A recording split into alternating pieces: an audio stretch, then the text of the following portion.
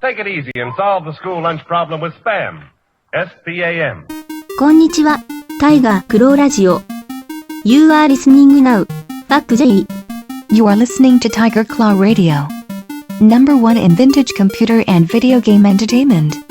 And now your host, Critical Failure.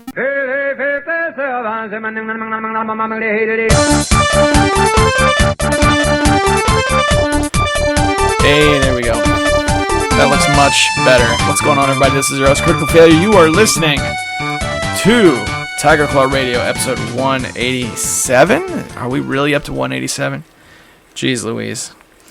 All right. I was actually excited to talk about video games many times this particular week. So we've got a double shot of the Vancast.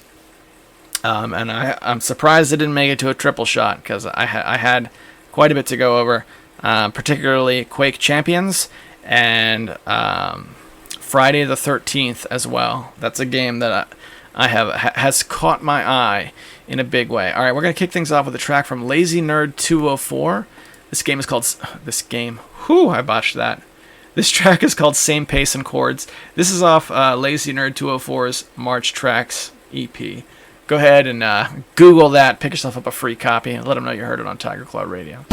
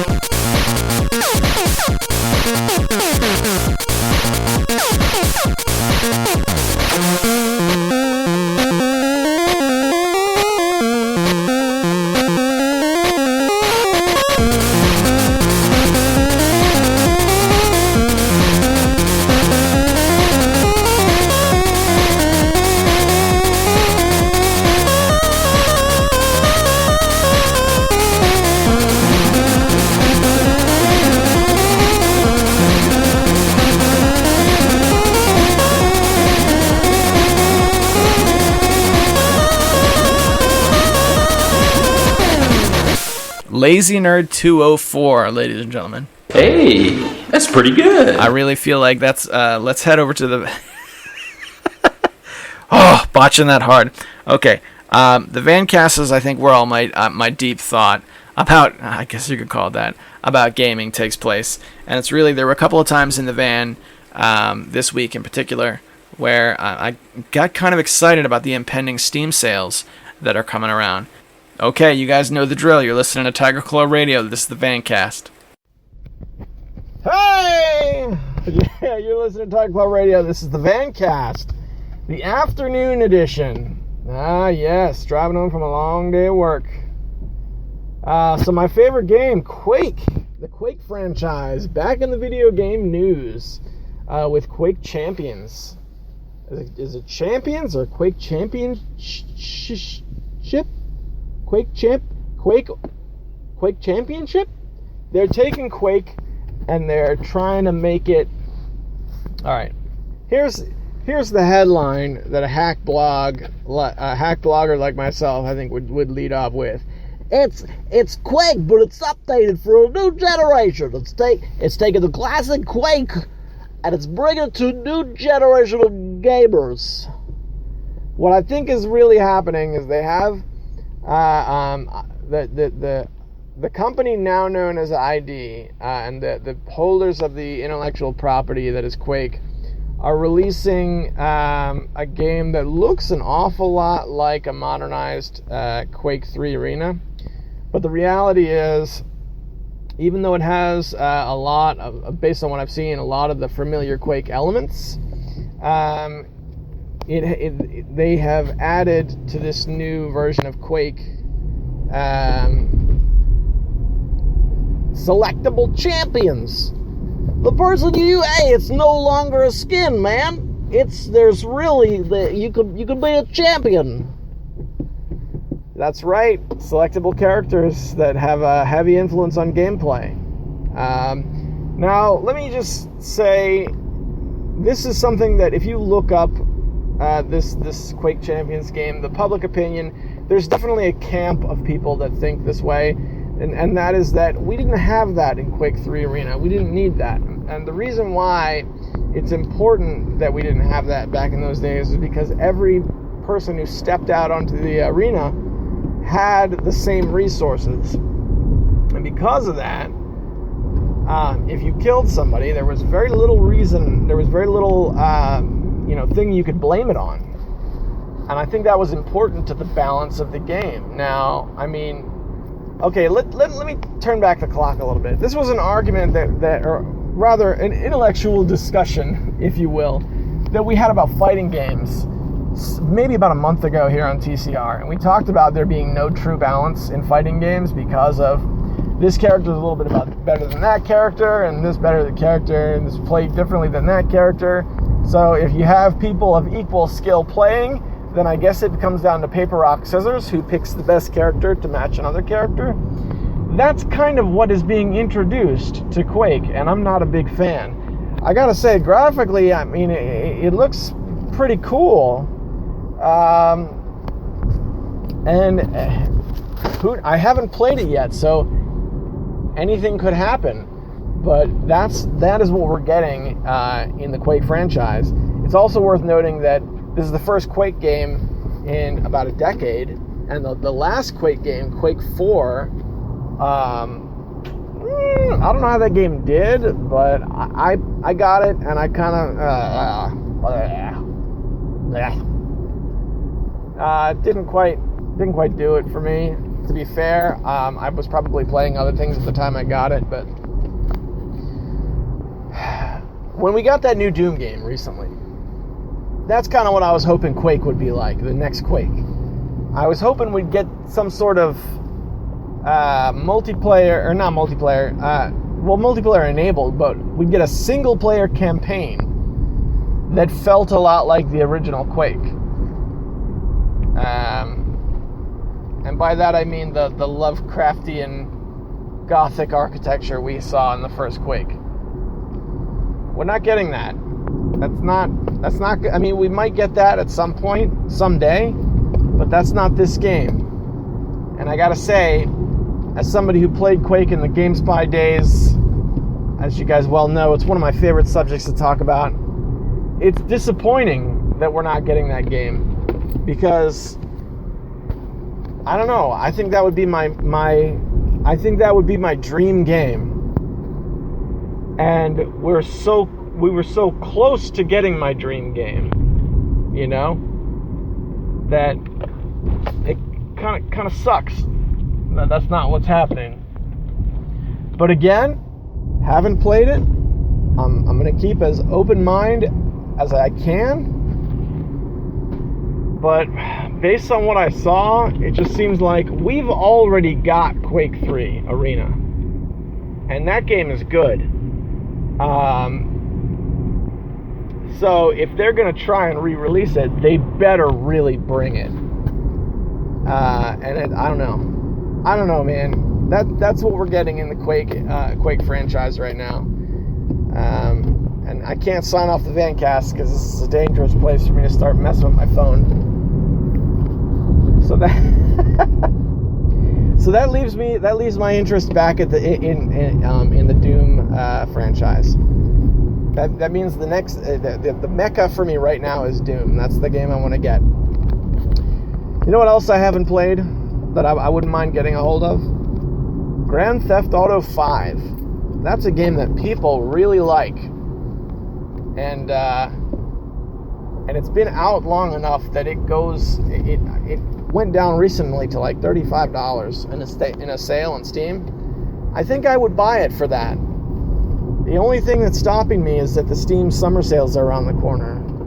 And I don't know. I might get other things with the money. Who knows?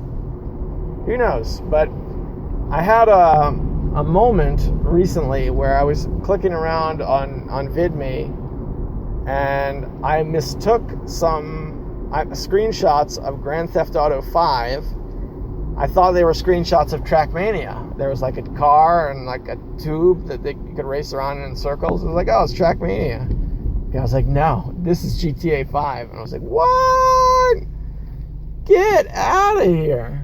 Not really having followed that game. I mean, I knew GTA 5 was a huge phenomena, but I just kind of let it go. It's all right. GTA 4 was, kind of came and went. I was okay. GTA 5 came out while I was still building. That's what it was. That's why I missed out on that game.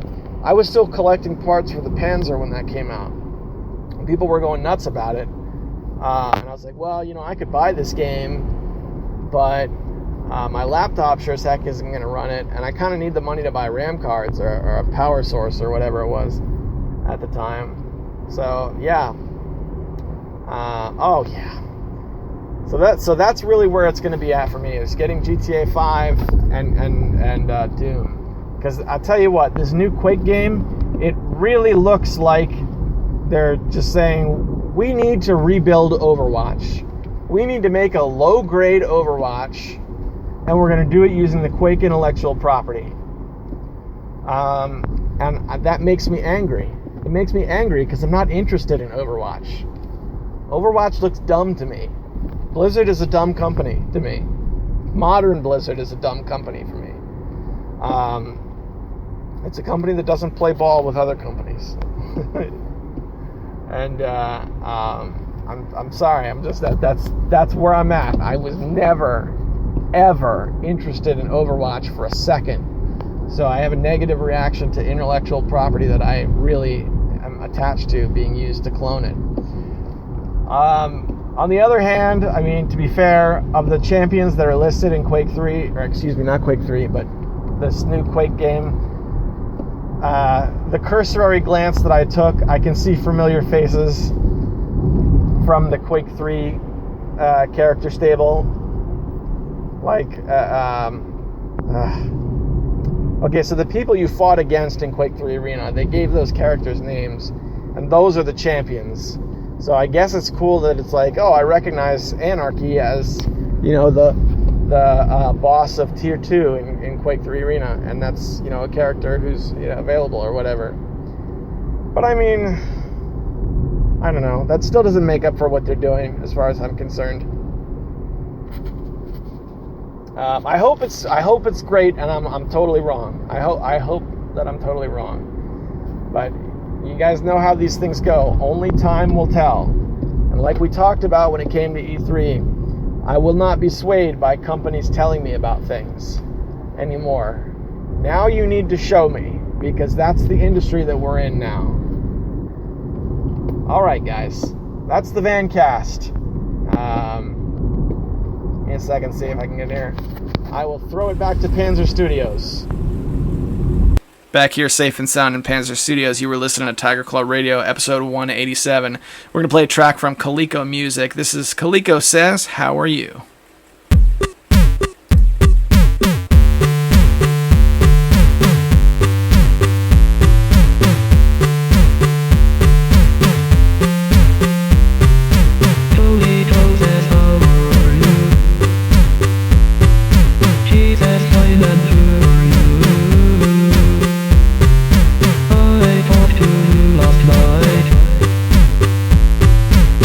I need you, let me right.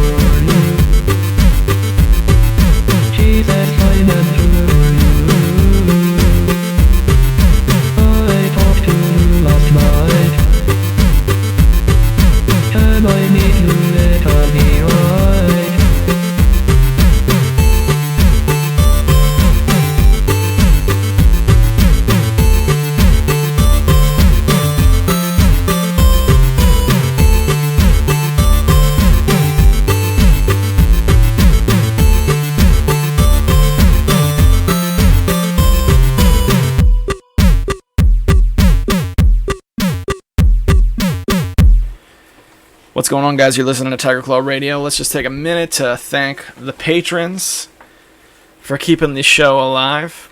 That's right, my boys over at Patreon who have contributed and really breathed fresh life into the show. And those guys are Hamrock, James, Sendu, Tecmo Balls, and Darabka. Thank you, gentlemen, very much.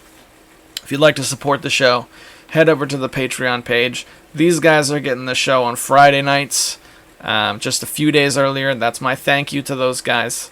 So that's available for everybody. Now, if you can't, then your time is still wonderful. You're definitely invited to the party, and thanks so much for listening. Okay, so let's head back to the Vancast for part 2. We returned to the van for a Captain's Log supplemental, which is something I don't do very often. But I noticed something today that was worth talking about before I made it home. I was in the restroom, sitting like a king on my throne, and I thought, let us observe the smartphone, so that I might be up on the news that exists within my kingdom. Because that's how I feel when I'm sitting on the potty.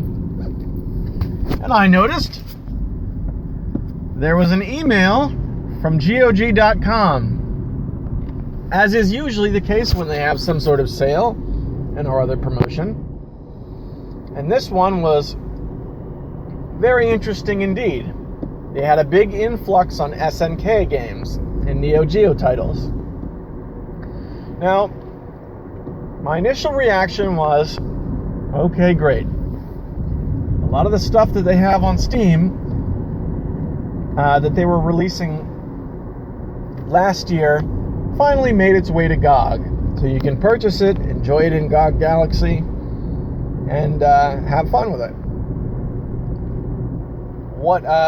So I opened it up, just started combing through to see if there were any sales. And what I found was among those games, and for the most part I was right. I mean, Shock Troopers, Baseball Stars, all great games if you don't have them already on Steam. I have to match them up game for game though now, because I noticed included on this list was King of Fighters 2000 and King of Fighters 2002.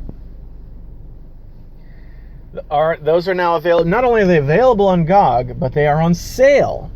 These are $6.99 bracket games, or $5.99 bracket games that are on sale for $3 a piece. A peach. Whew! Wow, I need to get home. $3 a piece for King of Fighters 2000 and 2002.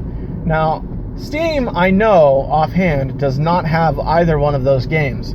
Steam has King of Fighters 2002 Unlimited Match, which also happens to be my favorite King of Fighters. In fact, if I could have a little side tangent here, I think King of Fighters 2002 Unlimited Match was in fact the last great King of Fighters game. Something happened after that with the more modern titles. They made King of Fighters 14 a little bit chibier than I was used to, and a little bit faster than I was used to. 2002 Unlimited Match, top shelf, that's where it's at. And I have that on Steam. So when I got that on Steam, I kind of thought I was more or less done collecting the King of Fighters games. But seeing a couple surface on GOG, potentially with lower system requirements, appeals to me, because it'd be nice to get a copy of, say, King of Fighters 2000 that actually runs on my old laptop. I think that would be really good. More games with lower system requirements is something I would like to see happen. And again, going back to what I was saying a few minutes ago, the existence of these two games in that pack over on GOG makes me want to match up title for title what is and is not available on Steam. You know what else I mentioned in there? Shock Troopers. Is Shock Troopers available on Steam? Can you acquire the rental of Shock Troopers for your Steam account? I don't know if you can or not. I was under the impression you could, but I know I don't have either of those games, Shock Troopers 1 or 2. So now I want to check, because if I don't, GOG.com, I could get it there and prepare for the next, preparing for the next MagFest, I would say. And this is one of those instances where it's like, I want to get, I don't need any more Metal Slug. I've got all the Metal Slug I need, but the Shock Troopers titles and these oddball King of Fighters titles that I haven't seen anywhere apart from MAME, those would be, I think, worth picking up and socking away for a little local multiplayer. And that's it. It's just some new releases on the forefront. With you know what? There is more I wanted to cover today. We're gonna do a double van cast, guys. Sorry, it's happening. Early this morning, just before my shift, I was clicking around, and I've changed my mind on this Friday the 13th game that's out. I kind of want to get that now. Now that's a game that's every once in a while you come across that game that breaks all the rules that you have for games. If you're lucky, this happens. All right, we're talking about when you go out to buy games, or I go out. Who goes out? But when you buy games, there's usually a criteria, right? I don't like buying a game that's over this amount. Well, if I like to buy a game, then I like to look. I want to make sure it has this and that and the other. I mean, I've got all sorts of metrics. I've got the old-fashioned. It better give me between 30 minutes to an hour on the dollar. That's usually what I like to get out of a video game. That's one way to look at it.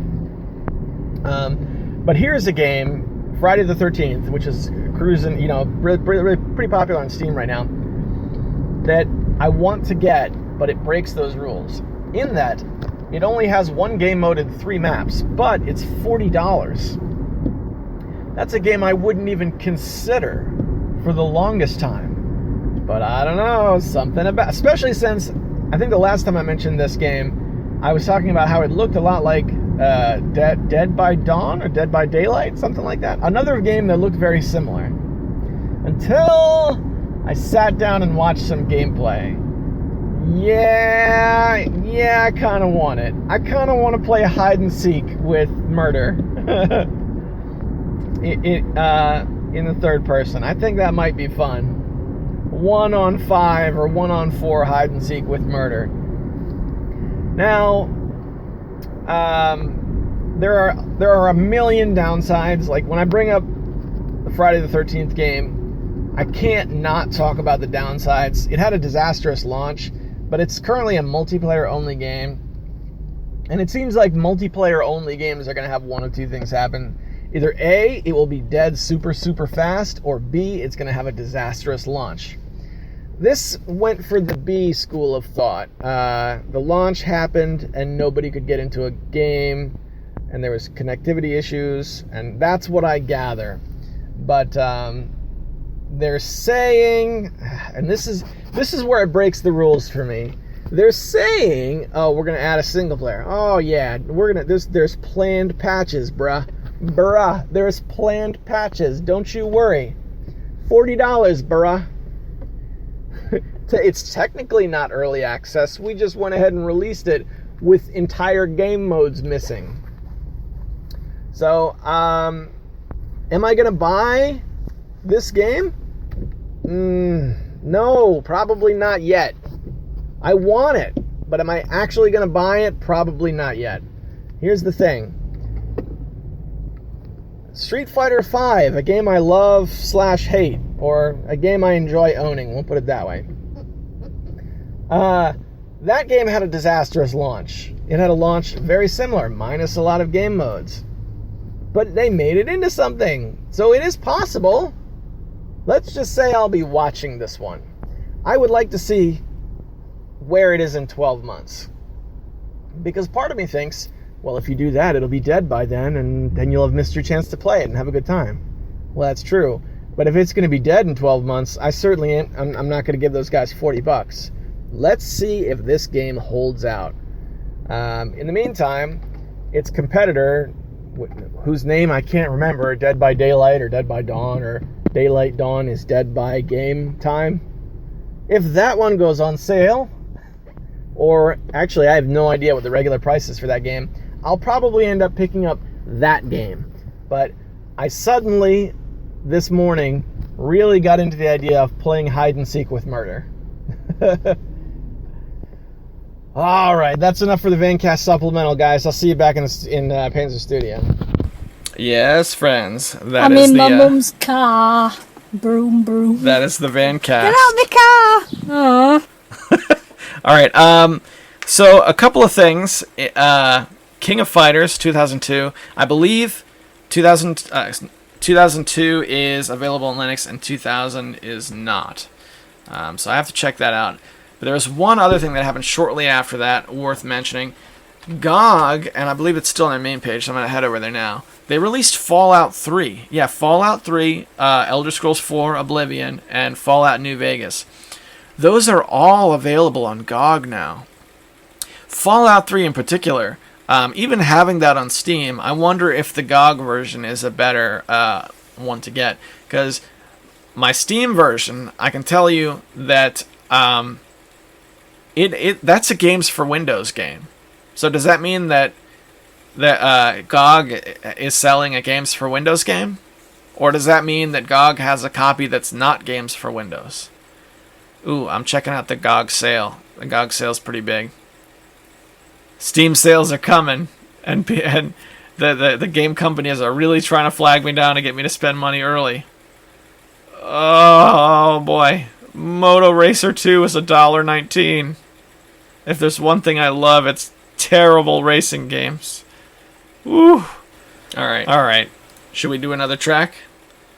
Okay, so I don't have any of these tracks locked and loaded, but I was looking up an old favorite of mine that I'm sure most of you who listen to this are familiar with. Starship Amazing is an old favorite of mine. They released, let's see, I found out about Starship Amazing, I don't know, it was a long time ago, and their discography is different now. They've shed some of their older material. Some of the albums I have from them, they just don't offer them anymore. Like digitally, they're gone. Particularly, there was an album called "The Power of Science is Staggering," and I'm sure I've told this many times. I'm sure you guys know this stuff very, very well. But that was like one of the most influential albums, I think, of my probably one of the most influential albums of my 20s, because prior to hearing "The Power of Science is Staggering," I had not considered electronic music as listenable. And that album kicked the door down. And then shortly after, I was told about 8-Bit Peoples. Hemrock told me to go over to 8-Bit Peoples and get a copy of Anime Noguchi's album. And that opened the door to chiptunes. And then I got big into 8BC, and then here we are today. But it all started, it started with Starship Amazing. So the reason why I'm bringing them up is because I went to what is now their website, and their pay albums, they released several albums which cost some currency to acquire, and those are now pay what you want. Scoops the Robot, $5 album, is now pay what you want. Same with Gear Heart Memoirs of a Decreon Underpants, whatever it is. Also pay what you want. I have no idea how long they've been that way. So I would really like to acquire new copies of those albums, put them on my phone for ear listening. I wish I had downloaded them already prior to recording this, because I think a Starship Amazing episode, I think, would be perfect. Hopefully, if I remember, maybe we can do that next week. All right. Okay, so it's time for a very special part of the show. Something I enjoy very much.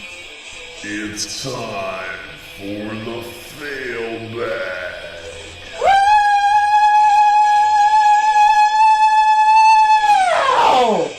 Yes, friends, questions, comments, anything you have to interact with the show, just head over to any place you can get the show, and it's liable to be read on the air. TigerClawTV.com, thenextround.net. Head over to YouTube, leave a YouTube comment. Head over to VidMe, leave a VidMe comment. Head over to Mondo Coolcast and leave a comment there, and it's liable to be read on the air. My dear friends, this is where I interact with you, because this is your show.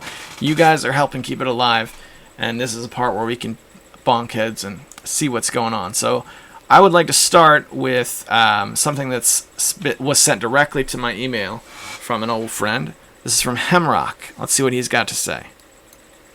As soon as I find the... Actually, you know what?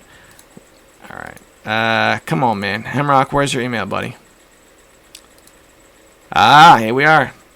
He writes, "Hey, CF, great podcast. I enjoyed the audio comment, and I also loved hearing the old sound clips again. It really brings the podcast back to life and reminds me of the old days.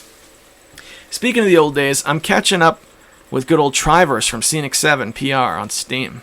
I'm trying to convince him to write into TCR. I suppose only time will tell if I was successful. Thank you for answering my questions last week. To answer your question of the week, my top 5 handheld games. Number 5, Final Fantasy Tactics Advance for the GBA.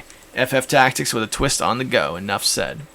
Number 4, Duel Masters, Shadow of the Code for GBA. Yeah, I said that right. Shadow of the Code for the GBA. This is probably one of the most underrated handheld card games I've ever known. Duel Masters is amazing. I started off with a Kaijudo Showdown and then moved to Shadow of the Code. The latter game provides more cards and much more flexibility to build your own deck from the beginning. It was made by Wizards of the Coast, and best of all, it's relatively cheap. I think you'd like it, CF. 3, Retro Game Challenge for the Nintendo DS. Basically, you play as a kid from the 80s who receives various Famicom-type games, and each time you beat the challenges to a game, you receive another game with a slight graphical or mechanical upgrade. You even have a subscription to a fake Nintendo Power-esque magazine that talks about upcoming games. If you're a retro gamer, you owe it to yourself to try this one out. The only downside is the game has shot up in price over the years. Number 2, Super Mario Land 2, 6 golden coins for the original Game Boy. Not only is this one of the best portable Mario games of all time, it's my favorite Mario. It is one of my favorite Mario games, period. I love the charm and the unique atmosphere the game provides. Honorable mention to Geometry Wars Galaxies for the Nintendo DS, probably one of the few DS games I've played that did a fantastic job of integrating the stylus into a meaningful gameplay mechanic. This fantastic mind-numbing twin-stick shooter type can turn hours into minutes. Honorable mention Final Fantasy V for the Game Boy Advance, an underrated Final Fantasy title, and my second favorite Final Fantasy game overall in the numbered series. Like Final Fantasy Tactics, this one has a job system, which I find fascinating. It is a very well done port with graphics to stay true to the series. As an aside, I really abhor those iOS and Android remakes with awkward-looking graphics. Number 1, Pokemon GB to 3DS. I'm not going to narrow it down to one game. Pick one that suits your fancy. Some of my favorites include Red, Yellow, and Crystal. Questions for you. Since I mentioned Pokemon, what are your thoughts on Pokemon remake, hacks, or Pokemon fan games? So, lately there's been much ado about the Monster Cast. Would you be willing to put together a summer edition of the Monster Cast? It would be great to hear from some of the old guys like Jerry, Triverse, Kaiser, Sendu, Darabka. Maybe you could make it a fundraising opportunity. Do you ever check out the out of print archives anymore? Long live the Vancast. Keep rolling retro, Hemrock. Hemrock, my man. Thank you for the email. Lots of awesome stuff in here. Let's do this, buddy. We're gonna go through your top 5. I'm just going to shoot through real fast. It's funny because I had started playing Final Fantasy Tactics. Started playing is not the right word. I booted up and started poking around with Final Fantasy Tactics Advance for GBA like 2 days before I read this email. And I hadn't played it in like a long time. So, very cool. Duel Masters is good, huh? I went through... This was a couple of years ago now, but I like trading collectible trading card games in video game format from like olden days before DLC was a thing. Any collectible trading card game that's a video game where all of the trading cards are available through play is okay with me. Now you might remember we played a game called Elements a lot for a little while. in the browser. That was also a good game. I saw this game you're talking about. I saw it for sale on eBay and whatnot. And you're right, it's not very expensive. I had thought about picking it up, but I ended up collecting all the Yu-Gi-Oh games for Game Boy Advance before doing that. I like the Yu-Gi-Oh games. They're also very good for GBA. For early portable trading card games, the Yu-Gi-Oh games did it very, very well. One that I would recommend to you, my dear friend, I wish I could remember exactly what it was called, but it's the board game one. The board game Yu-Gi-Oh card game. I'm pretty sure it was called Yu-Gi-Oh! Board Traveler, but it's also very, very cheap, and that, my friend, is a good game. The only downside is the gameplay is a little on the slow side, but it plays an awful lot like 100% Orange Juice on Steam.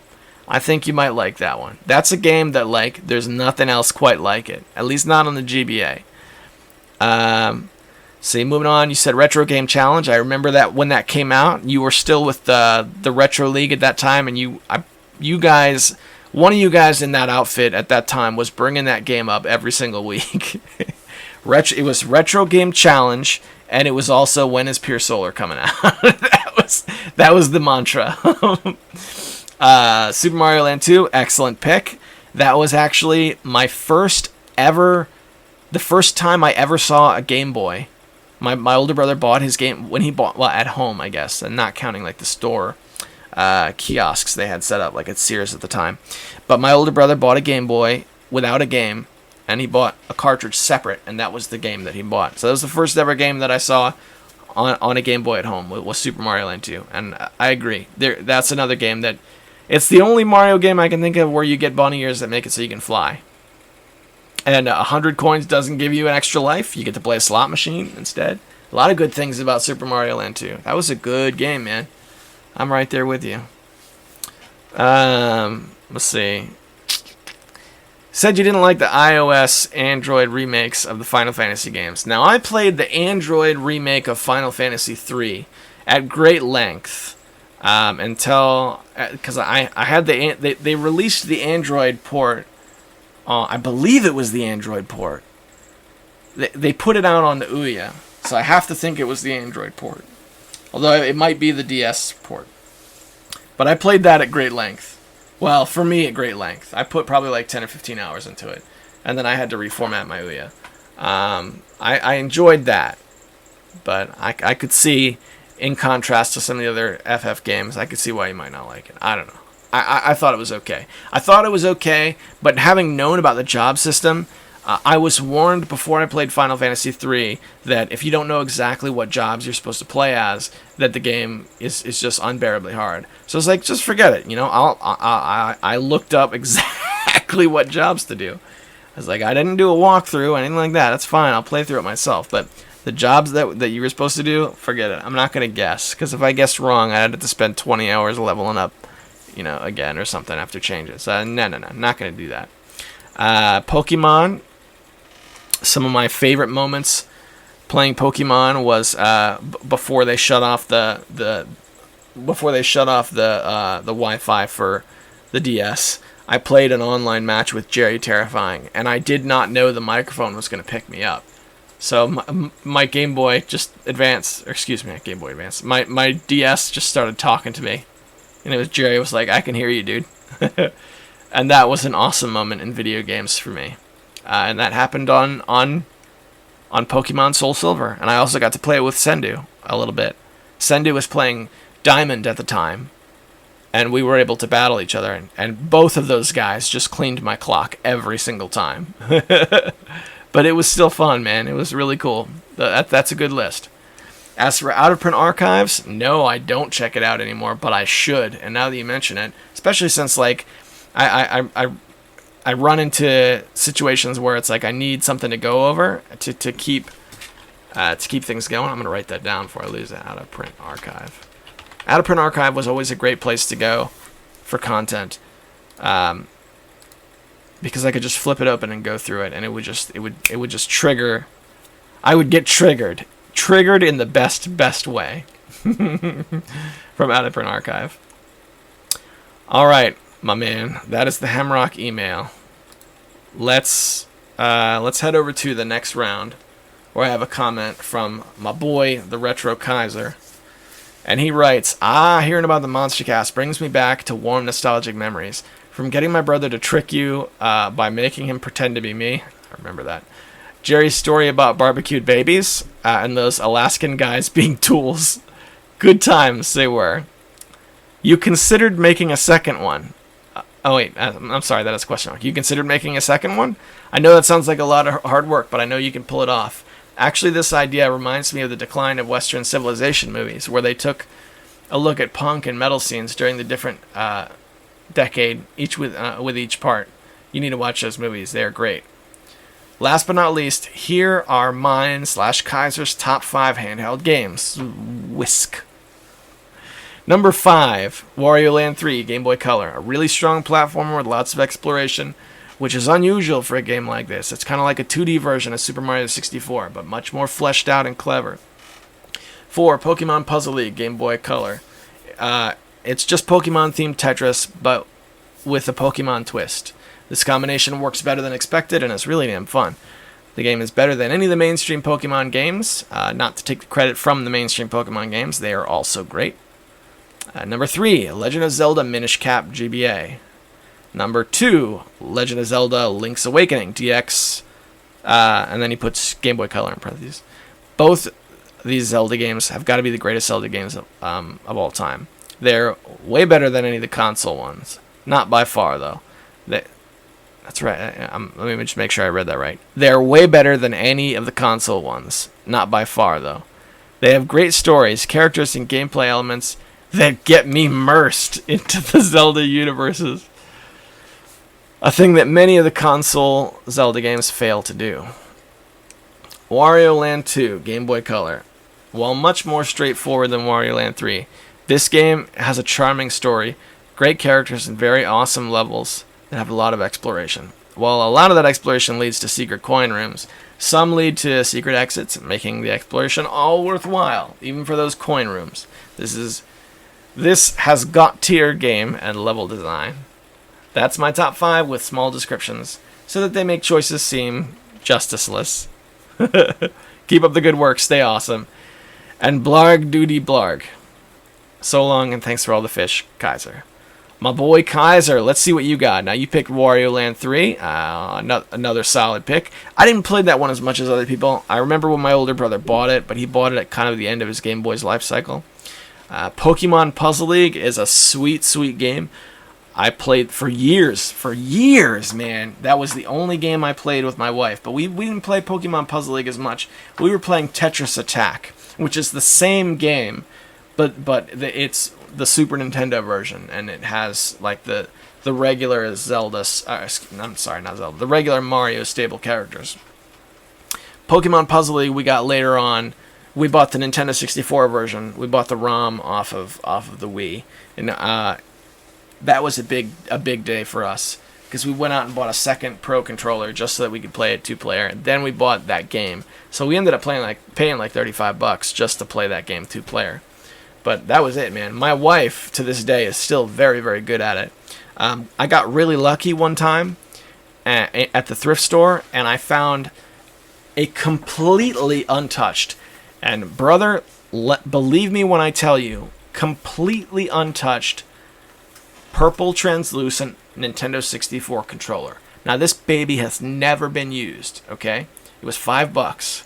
I brought it home, it's mine. Nobody else gets this thing, this is for me, alright?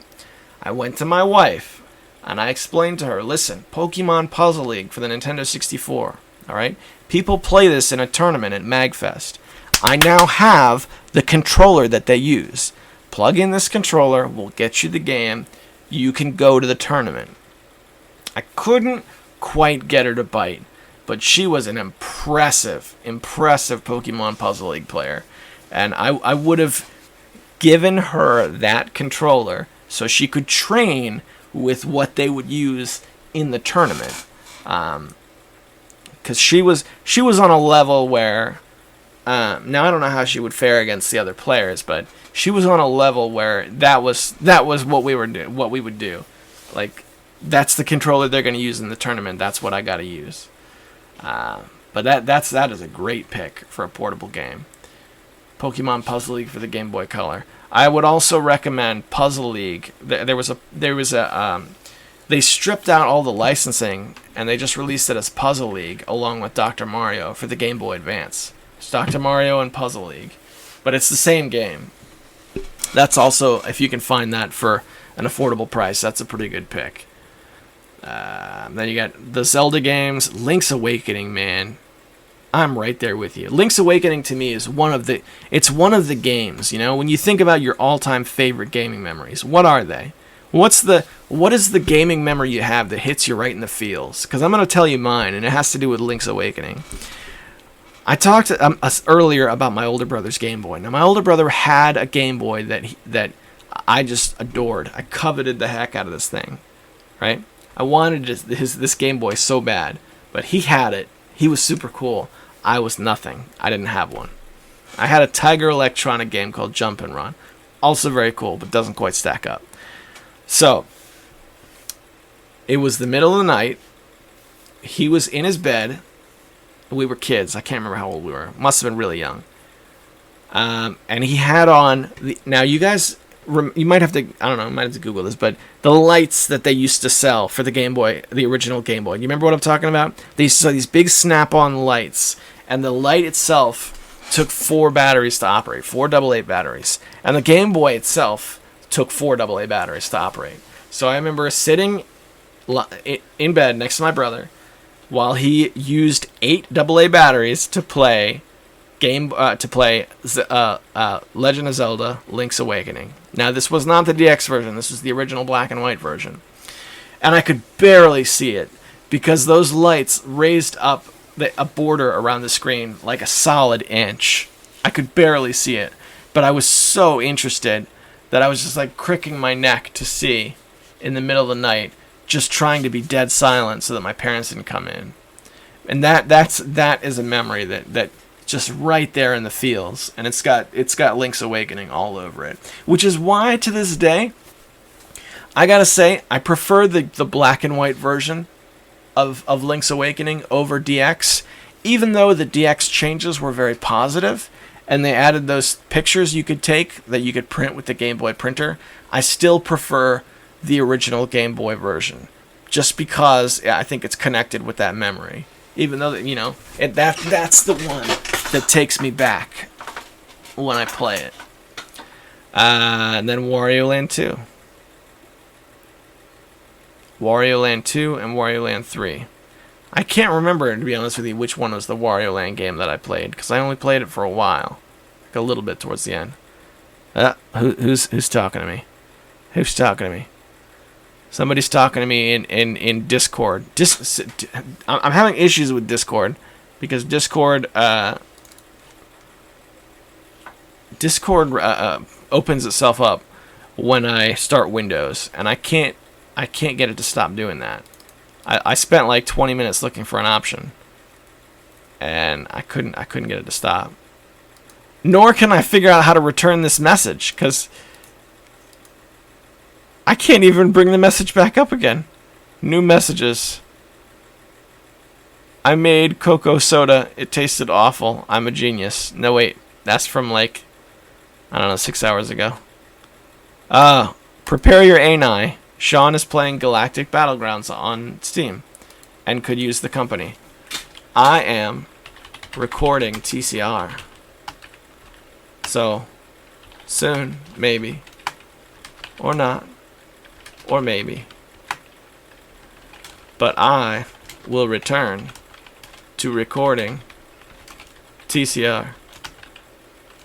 We'll talk to you soon. Now I have to follow that message up with the number 8, a whole bunch of equal signs and the capital D. Just because that's how I roll. That's the level. That is the level I'm at right now at 10 o'clock on a Friday night. Actually, hanging out with those guys would be fun. And I am 51 minutes in. But you know what I haven't done is I haven't finished the fail bag because I got a few more cool comments that I want to go over. Let's see. So that was, we did the next round. Let's head over to TigerClawTV.com. I want to look at last week's episode, there was, I think this is what we ended with last week. I was talking about, Swingle mentioned something about leaving a comment. I just overlooked it. I even went looking for it, but my comment system is spread so thin, it just, I don't know. It just didn't happen. I missed it. I'm sorry, dude. Sorry, man. So give me a second. That was 186, old times. No, I'm sorry, that was last week. So it will be 2 weeks ago. It was on the Dumb Spinny Things episode, which is probably my favorite episode of the since the reboot, which has been, I don't know, it's been like 3 months now. All right. Oh, look at that. It's another one. It's another biggin.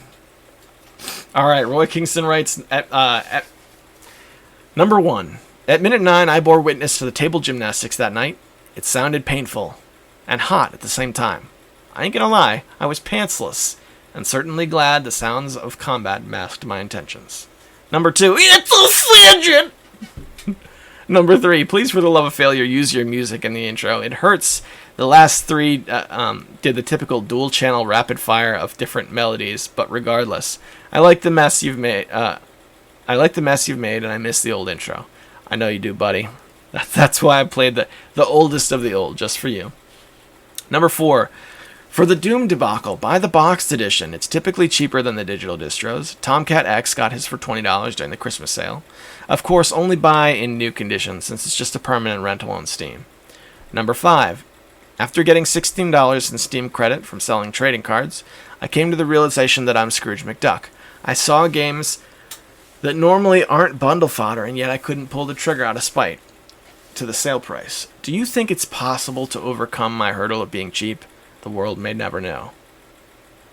Alex, there's a really good question in there, and I'm going to get back to that once I finish reading the comment. But that's actually a really, really good question. But let's finish reading. Number 6. In regards to the joke/truth about Steam being a rental service, I'm one of those guys who bothered to read the Steam subscriber agreement. Christ. Hint number 1. In any case of law, a subscription means temporary permission. You are not buying permanent access to the license, which you do when you're buying on services like good old games. The difference being you are responsible for preserving the license. It seems stupid with the amount of defense Valve gets, where I've heard outrageous comments like, a lot of the games don't need Steam to work anyways, or there are many ways to remove the Steam DRM if you are really bent out of shape about it. I think the part about violating the agreement should be more important for the sake of agreeing to a system that is anti-consumer. I treat the service as a rental service because it is, and it's one of the many reasons I don't spend a lot of money on Steam titles. I mostly spend Steam credit through selling cards or through 95% of discounts in the Bundleverse. The Bundleverse provides. Amen. The garbage about relativism and ownership goes out the window once these people remember the games they want to play. I'm sorry, the noise went off in the middle of reading that, and it threw me off. The garbage about relativism and ownership goes out the window once these people remember games they want to play but are no longer allowed to play. I already have 7 games on Steam I'm not allowed to play anymore because of its DRM practice. The list will only grow larger. Long story short, words never change. Hashtag forever triggered. Let's read the comment. Will carbon for food. I don't know what that means, so I'm going to reply with slurp, slurp, slurp. Okay, so let's break this down. We'll start at number 4. You talked about you get the what was it now? You wanted me to get the, oh jeez, come on Alex, get it together. You want me to get the physical copy of Doom? I might. I think it's silly to buy a physical copy that just comes with a Steam code. But I used to buy, and this is just occurring to me right now, but I used to buy games, big box PC games, and I would install the game when I got home off the CD. And certain games you didn't need the CD for, once you install it. Doom, I think, is a perfect example. I bought the Doom Trilogy. It's one of my beloved games that I missed that my mother threw away. It was the Doom Trilogy. That's what they called it, the Doom Trilogy, but it didn't actually come with all 3 games. It was Doom 1, Doom 2, and then the Doom 2 Master levels. and it came in a great big cardboard box. I've told the story 100 times. And inside the cardboard box was a tiny little envelope that had a couple CDs in it. And once you put the CDs in, then they were installed. You never really needed them again unless you had to re-upload them or reinstall them, on another computer or something. So I would install those games, and then I'd put the CDs back in the envelope and put them back in the box. And I was glad I owned that box. I don't see that in terms of usefulness being a whole lot different than I brought the box home, I opened it, I put the Steam code in, I put the Steam code in my account, and then back in the box. And then I was glad I had the box. Probably a very, very similar experience. But I don't know. Maybe it's just where I'm at in my life. I think it's because I have extremely limited space. Oh boy. Phone's going off now. Yeah. I think it's just because of extremely limited space. But yeah, so there's that. I'm glad he got himself a physical copy. I'll have to dig through his channel and see if I can get some footage of that. Tomcat, I would like to see. I know Tomcat doesn't listen to my show. I want to see your copy of Doom. There was more here that I wanted to unpack. In regards to the Steam rental service. I just want to play the games, dude. I know it's anti-consumer. I know it's anti-consumer. But I'm a guy who, in my life, more than once, I've had to just purge of all possessions and just pick up and go. So the things you have on you right now, that's what you get to keep. And everything else that you own is gone. That's something I've experienced in my life. So, yes, Steam could fold up shop tomorrow. You know what else could happen tomorrow? My physical games could all go out the window. They could be stolen. My house could burn down. They could be.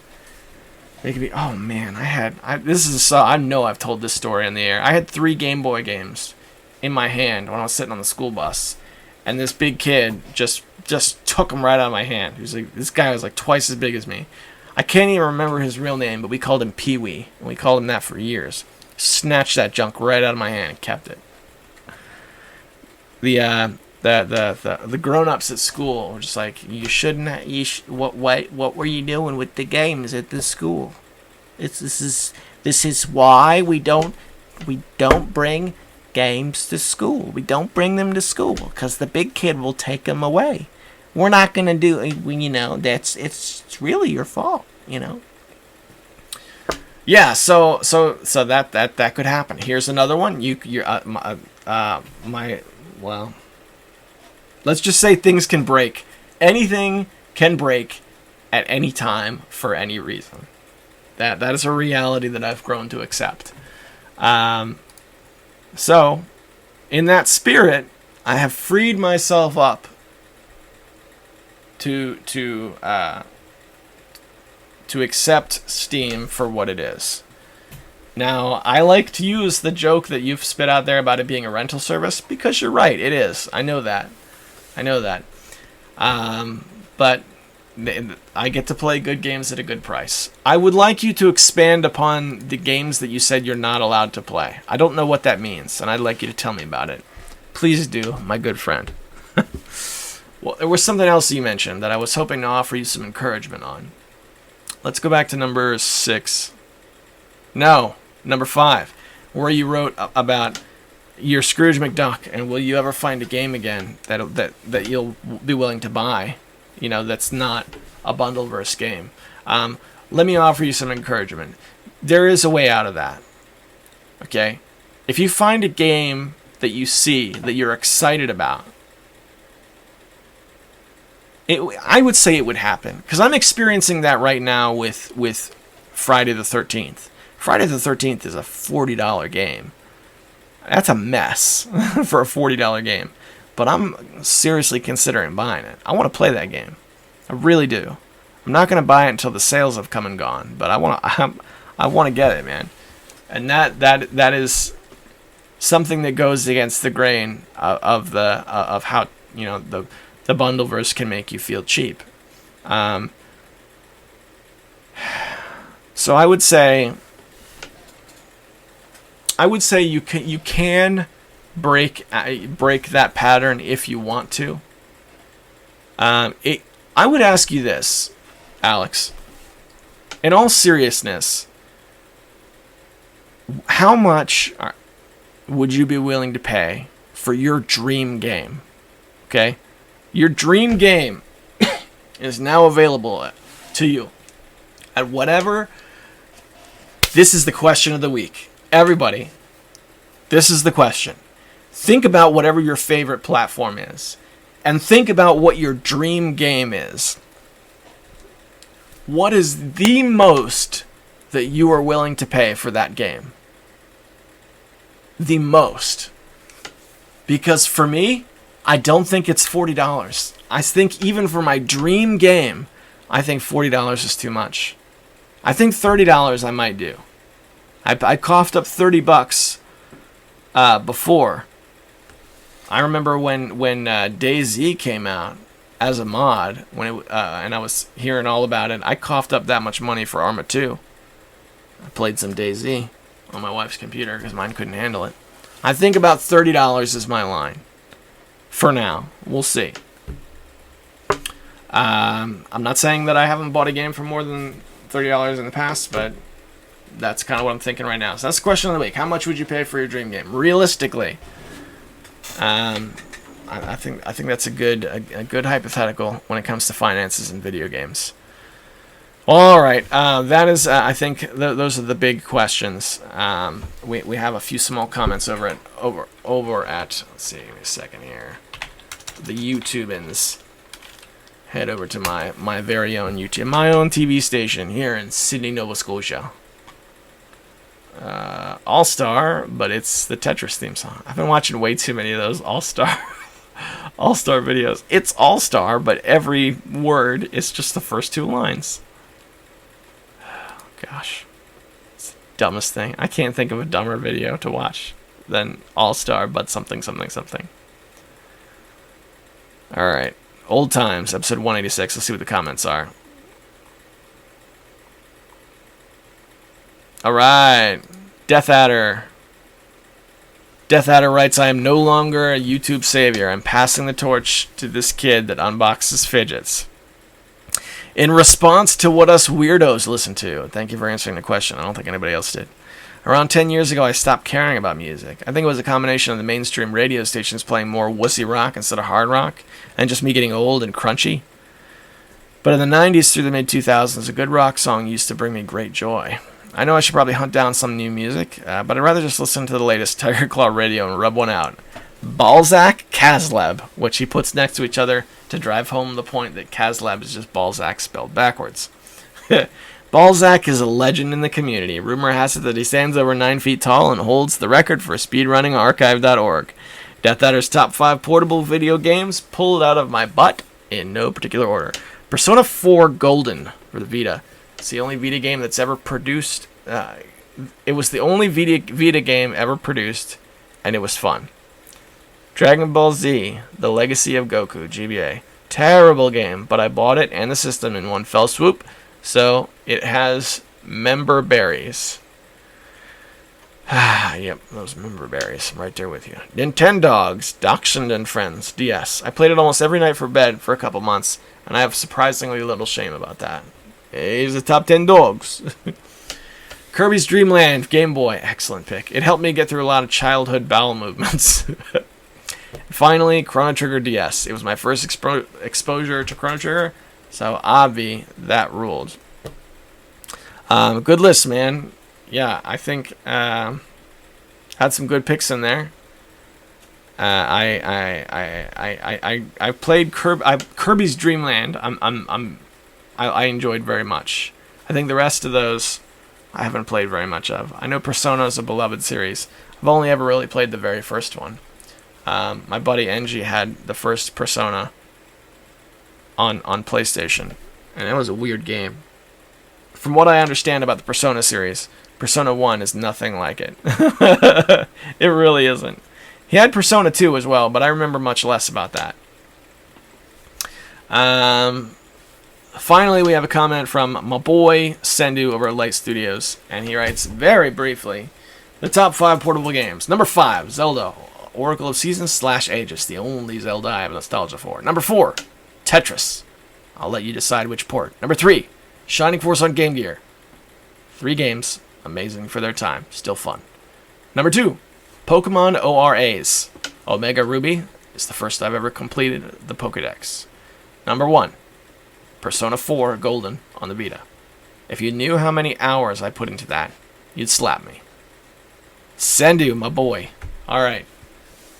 Let's talk about number 5, Zelda, Oracle of Seasons / Oracle of Ages. Now, I have both of those games, but I have a boxed copy of Zelda, Oracle of Ages. Do you remember where I got that boxed copy?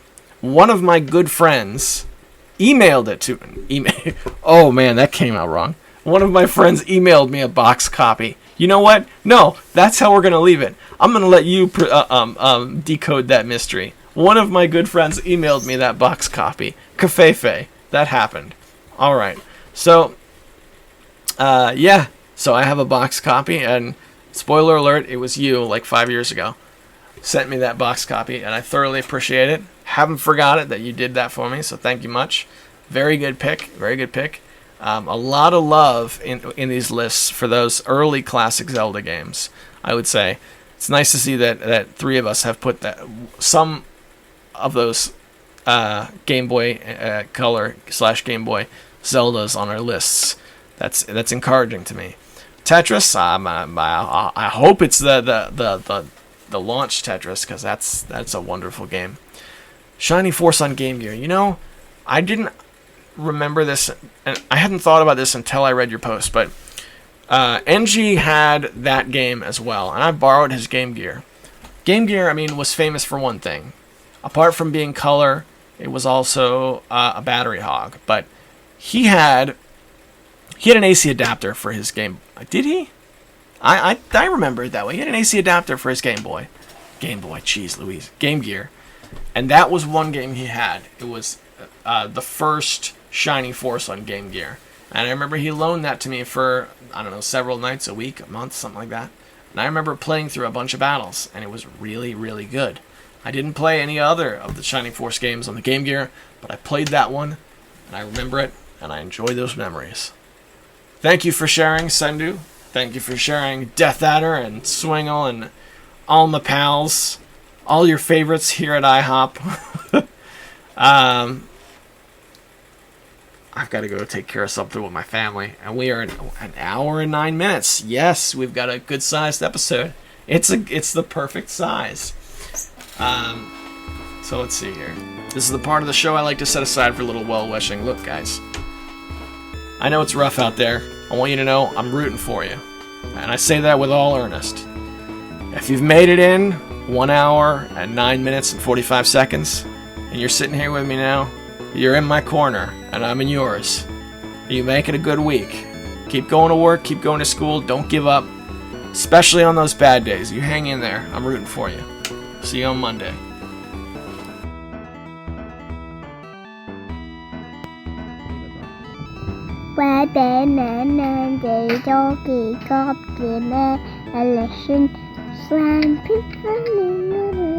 Every baby is a fight.